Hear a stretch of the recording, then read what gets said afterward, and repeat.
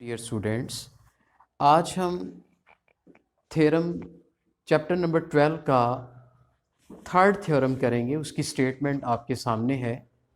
The right bisectors of the sides of a triangle are concurrent. सबसे पहले ये बताना ज़रूरी है कि राइट बाइसेक्टर क्या होता है। जैसा कि यहाँ डायग्राम आप देख रहे हैं, ABC, ये एक ट्रायंगल है। इस ट्रायंगल में AB साइड पर ये जो एक लाइन ड्रा हुई है, आप देख रहे हैं, ये 90 का एंगल भी बना रही है और AB के मिड पॉइंट से भी पास हो रही है। तो ऐसी लाइन जो किसी ट्रायंगल की एक साइड के मिड में से पास हो और 90 का एंगल भी बनाए, यानी परपेंडिकुलर भी हो, हम इस लाइन को कहते हैं right bisector of the side of the triangle. इसी तरह सेकंड साइड BC है। BC पर ये एक ऐसी लाइन ड्रॉ की गई जो इसके मिड पॉइंट से भी पास हो रही है और 90 का एंगल भी बना रही है। तो हम इसे कहेंगे right bisector of the side BC। इसी तरह थर्ड वन, जब हम AC साइड का राइट बाइसेक्टर ड्रॉ करेंगे तो वो यहाँ पर ड्रॉ होगा और वो भी इस O पॉइंट में से पास होगा। हमने ये जो O पॉइंट लिया है, जहाँ राइट बाइसेक्टर आपस में मीट करते हैं, उस पॉइंट को हमने O का नाम दिया है। तो साबित हमने ये करना है कि तीनों जो राइट बाइसेक्टर्स होंगे वो एक ही पॉइंट में मीट करेंगे। तो जब दो या दो से, बल्कि दो से ज्यादा लाइंस, जब तीन या तीन से ज्यादा लाइंस आपस में एक दूसरे को मीट कर जाए एक पॉइंट पर, तो हम इन लाइंस को कहते हैं कंकरेंट लाइंस। क्या कहेंगे? Concurrent lines. अब यहां पर देख रहे हैं कि दो लाइंस तो इंटरसेक्ट कर ही जाएंगी, बात तो तीसरी की लेना। अगर थर्ड लाइन आपकी यहां पास कर जाए, अब ये तीनों लाइंस कंकरेंट नहीं है, चूंकि ये किसी एक पॉइंट पर मीट नहीं कर रही। तो कंकरेंट लाइंस के लिए ये ज़रूरी है कि इन तीनों लाइंस का किसी एक पॉइंट में से पास होना। दो लाइंस तो इंटरसेक्ट कर जाएंगी, लेकिन जब थर्ड लाइन आके वेरीफाई करती है, जब वो भी सेंटर से पास हो, तो वेरिफिकेशन होती है कि लाइंस कंकरेंट हो चुकी हैं। यहां इस ट्रायंगल के अंदर मैंने 2 राइट बाइसेक्टर्स लिए, थर्ड नहीं लिया, क्योंकि थर्ड वन ने साबित करना है, उसी से बात साबित होनी है कि तीनों लाइंस, तीनों राइट बाइसेक्टर्स कंकरेंट हैं, अगर वो पॉइंट O में से पास होगा तो। इसलिए मैंने अभी उसको ड्रा नहीं किया। वो ही तो हमने प्रूव करना है कि क्या वो भी इसी लाइन में से पास होता है। अगर तीसरा राइट बाइसेक्टर भी इसी O में से पास होने का दावा करेगा, तो हम ये साबित कर चुकेंगे कि तीनों लाइंस क्या हैं? कंकरेंट हैं। चलिए अब हम चलते हैं। ये स्टेटमेंट का इंट्रोडक्शन था। अब हम इसके गिवन की तरफ जा रहे हैं। गिवन में हमारे पास एक ट्रायंगल है जिसका नाम क्या है? ABC। और 2 प्रूफ क्या है? जो चीज़ हमने साबित करके दिखानी है, जो हमसे रिक्वायर की गई है। क्या? The right bisectors of AB, BC and CA are concurrent. यानी AB का राइट बाइसेक्टर, BC का राइट बाइसेक्टर और जो CA का राइट बाइसेक्टर है, वो तीनों क्या हैं? कंकरेंट हैं। ये हमने साबित करना है।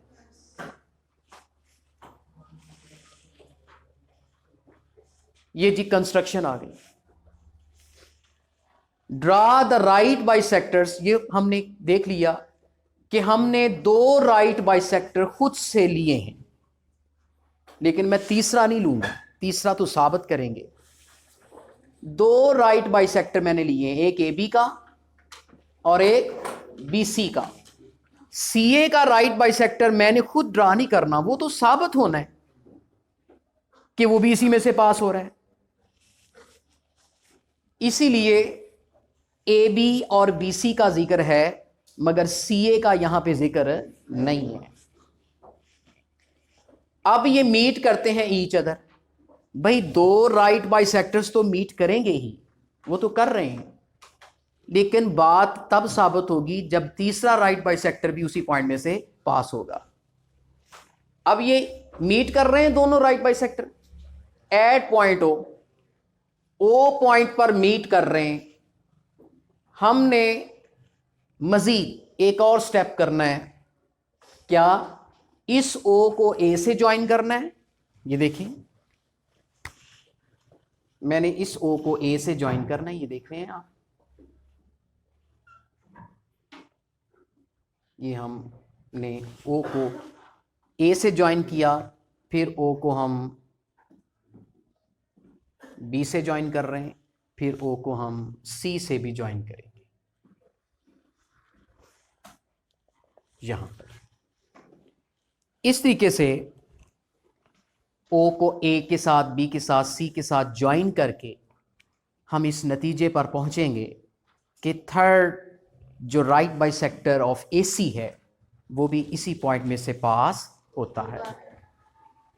मतलब कि मुझे सिर्फ ये साबित करना है, मुझे सिर्फ ये साबित करना है कि यहां पर ए सी का जो राइट बाइसेक्टर आएगा वो भी यही बात कहेगा कि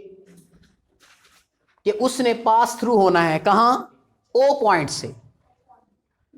ये उसने आके वेरीफाई करना है, सिर्फ उसके वजूद का इंतजार है। जब वो ड्रा किया गया और जब पॉइंट ओ से गुजर गया तो फिर ये वेरीफाई हो जाएगा कि तीनों राइट बाइसेक्टर्स जो हैं वो कंकरेंट हैं, passing through on same point, common point. अब यहां पर देखिए प्रूफ शुरू हो गया।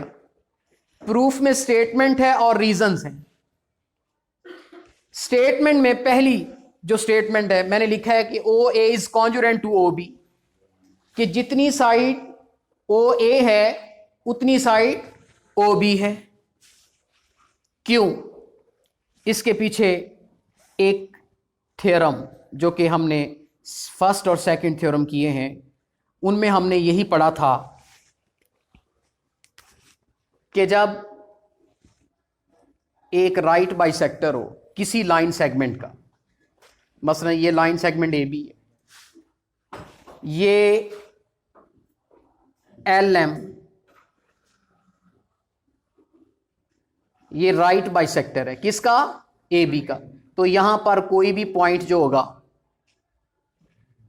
सपोज वो ओ पॉइंट है, बताएं वो जितना ए से दूर होगा उतना ही बी से, मतलब ओ ए इज इक्वल टू होगा ओ बी के। ऐसा मुमकिन कब है? जब ओ इस ए बी के राइट बाइसेक्टर के ऊपर मौजूद होगा। और हम देख रहे हैं कि यहां जो ओ पॉइंट है ये इस ए बी के राइट बाइसेक्टर के ऊपर मौजूद है, इसलिए जितना ओ ए है उतना ही ओ बी है, इक्वी डिस्टेंट हो गया। अब लाइन सेगमेंट यहां पर क्या है? A B.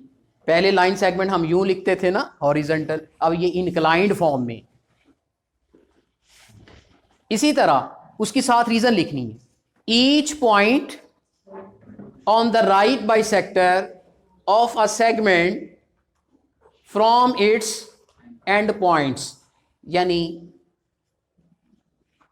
हर पॉइंट जो है जो इस राइट बाइसेक्टर पे जो मौजूद होगा वो इन दोनों सेगमेंट के एंड पॉइंट से इक्वी डिस्टेंट पे होगा। इसलिए हमने ओ ए को ओ बी के बराबर लिया है। इसी तरह यहां पर हम देखते हैं इस डायग्राम के अंदर कि ये जो ओ पॉइंट है ये एक और राइट बाइसेक्टर पे भी मौजूद है, मगर ये राइट बाइसेक्टर है अब बीसी का। तो इसका मतलब जितना ओ इस बी से दूर होगा उतना ही ओ इस सी से भी दूर होगा, चूंकि अब ये बीसी के राइट बाइसेक्टर पर भी मौजूद है। पहले ये ए बी के राइट बाइसेक्टर पर भी मौजूद था। अब हम अपनी जो अटेंशन है वो इस तरफ लेके आ रहे हैं, अब ये बीसी के राइट बाइसेक्टर पर भी मौजूद है, क्योंकि वो कॉमन पॉइंट है। तो इस लिहाज से ओ बी फिर किसके बराबर हुआ? ओ सी के। इसकी रीजन भी वही एज इन वन, जो फर्स्ट रिजल्ट की रीजन है वही सेकंड रिजल्ट की रीजन है, एज इन वन लिख देना है आपने। अब तीसरा स्टेप देखें, जब ओ ए ओ बी के बराबर है और ओ बी फर्दर ओ सी के बराबर है, तो फिर इसका मतलब ओ ए ओ सी के बराबर होगा। मिसाल के तौर पे मैं एक मिसाल देता हूं, एक्स अगर वाई के बराबर हो और वाई फर्दर जी के इक्वल हो, तो फिर हम क्या करते हैं? फिर हम कहते हैं कि एक्स जो है वो हम कहते हैं कि डायरेक्टली किसके बराबर हो जाएगा? जी के, क्योंकि तीनों क्वांटिटीज इक्वल हैं। आप इसको यूं भी लिख सकते हैं, x is equal to y is equal to z, चूंकि x किसके इक्वल है? y के, और फिर y आगे किसके इक्वल है? z के। इसका मतलब फिर x जो है वो z के इक्वल तो होगा ही ना। तो यहां से हम ये नतीजा अखज करते हैं कि अगर ओ ए ओ बी के कॉन्जुरेंट है, ओ बी ओ सी के कॉन्जुरेंट है, तो इसका मतलब क्या हुआ कि ओ ए डायरेक्टली कॉन्जुरेंट किसके हो गया? ओ सी के। इसके रिजल्ट के सामने क्या लिखना है? रीजन क्या देनी? फ्रॉम 1 एंड 2, मतलब 1 और 2 के रिजल्ट्स को कंबाइन करते हुए हमने तीसरा रिजल्ट नया बनाया है। अब यहां पर बात काबिल गौर है, यहां पर आप देखते हैं कि ओ ए ओ सी के बराबर है। ये रिजल्ट अखज हुआ है, साबित हुआ है। ये मैंने लेट नहीं किया, मैंने सपोज नहीं किया, ये मेरे सपोज थे। ओ ए ओ बी के बराबर, ये मेरी सपोजिशन थी, ये मैंने खुद से राइट बाइसेक्टर को जब ड्रा किए तो लाजमी तौर पे ओ ए ओ बी के बराबर ही आना था। मैंने राइट बाइसेक्टर खुद ड्रा की है, मैंने ओ बी को ओ सी के बराबर लिखा है, जाहिर है ओ बी ओ सी के बराबर ही आना है। जब ये राइट बाइसेक्टर है तो यहां पर जो पॉइंट होगा जाहिर है वो बराबर ही आना है। लेकिन O A is equal to O A is congruent to O C, ये मैंने सपोज नहीं किया, ये साबित हुआ है। जो मेरी सपोजिशंस थी उनके थ्रू ये साबित हुआ है कि ओ A is congruent to O सी। अब हम देखते हैं कि किसको किसके इक्वल कर रहा है ये रिजल्ट। ये रिजल्ट कहता है कि जितना ओ ए है उतना ओ सी है। तो हमने कल के थ्योरम में, मतलब जो सेकंड थ्योरम था उसमें ये पढ़ा था कि अगर एक पॉइंट, सुनिए, एक पॉइंट जितना ए से दूर हो और जितना वो, मसलन वो पॉइंट ओ है, जितना वो मतलब ओ ए अगर ओ बी के क्या हो जाए? कॉन्जुरेंट हो जाए, तो इसका मतलब वो राइट बाइसेक्टर पर मौजूद है। ये सेकंड थ्योरम में पढ़ा था। अगर एक point, if any point is equidistant from point A and the other point B, then this point lies on the right bisector of the line segment AB. Okay, ये theorem है। अच्छा, अगर suppose, समझाने की गर्ज से मैं ये बात यहां वाज़ेह की देता हूं, अगर मैं ये पॉइंट O लेता हूं मगर इसका फासला A से ज्यादा दूर और B से कम है, मतलब यहां ओ ए बड़ा है ओ बी छोटा है, तो फिर बताएं ये राइट बाइसेक्टर से भी हट जाएगा, ये फिर राइट बाइसेक्टर पर भी नहीं आएगा। ये पॉइंट राइट बाइसेक्टर पर तब एग्जिस्ट करेगा जब इसका डिस्टेंस, मतलब यहां अगर तब आएगा जब इसका डिस्टेंस ए से और बी से क्या हो जाएगा, इक्वल हो जाएगा।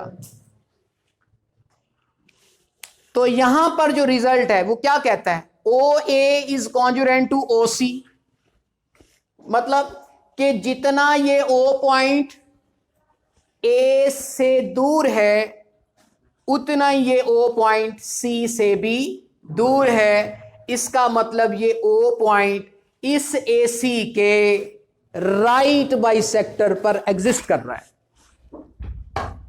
किस पे एग्जिस्ट कर रहा है, राइट बाइसेक्टर पर। ये देखिए, इसका मतलब ओ ए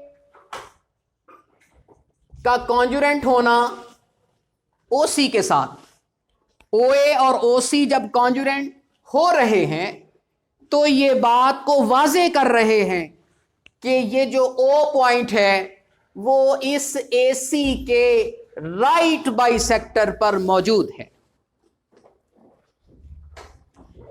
लिहाजा यहां पर एक तीसरा राइट बाइसेक्टर भी एग्जिस्ट हो रहा है। थर्ड बाइसेक्टर की जो वजाहत है, जो उसका वजूद है, उसका पता कौन सा स्टेप दे रहा है, ओ ए कॉन्जुरेंट टू ओ सी। ये थर्ड राइट बाइसेक्टर की निशानदही कर रहा है ये स्टेप। और हम कहते हैं कि जब ओ ए, इसका मतलब फिर क्या हुआ कि ओ ए कॉन्जुरेंट है ओ बी के, ओ बी कॉन्जुरेंट है ओ सी के। इसका मतलब ओ से, ठीक है। अब यहां पर सॉरी, मैं ये तीनों चूंकि कॉन्जुरेंट होंगे, ये तो हम एक रिजल्ट पे पहुंच गए। यहां पर आप ये देखें कि ओ जो है, this is the common point of all the three right bisectors. तो यहां पर हम इस नतीजे पे पहुंचे हैं। यहां पर हम फिर लिखते हैं कि point O is on the right bisector of C A. इसका मतलब ये जो ओ पॉइंट है ये सी ए के राइट बाइसेक्टर पर भी मौजूद है। बट लेकिन पॉइंट ओ, ये तो हमें पहले ऑलरेडी पता था कि ओ जो है वो ए बी के राइट बाइसेक्टर पे मौजूद है, बी सी के भी राइट बाइसेक्टर पे मौजूद है, और साबित ये हुआ कि वो तो सी ए के राइट बाइसेक्टर पे भी मौजूद है। तो इसका मतलब ये हुआ कि हैंस द राइट बाइसेक्टर्स जो हैं, all the three right bisectors जो हैं वो मीट करते हैं एट ए पॉइंट ओ, मतलब वो कंकुरेंट हैं एट पॉइंट ओ। यही हमारे इस थ्योरम की रिक्वायरमेंट थी कि द राइट बाइसेक्टर्स जाहिर है थ्री राइट बाइसेक्टर्स होते हैं किसी भी ट्राइंगल के, ऑफ ए ट्राइंगल आर कंकुरेंट। सो हम इसकी कंकुरेंसी तक जो पहुँचे हैं यही हमारा फाइनल आंसर है। और मुझे उम्मीद है कि आप ये थ्योरम समझ चुके होंगे। ओके बच्चों, अल्लाह हाफिज़।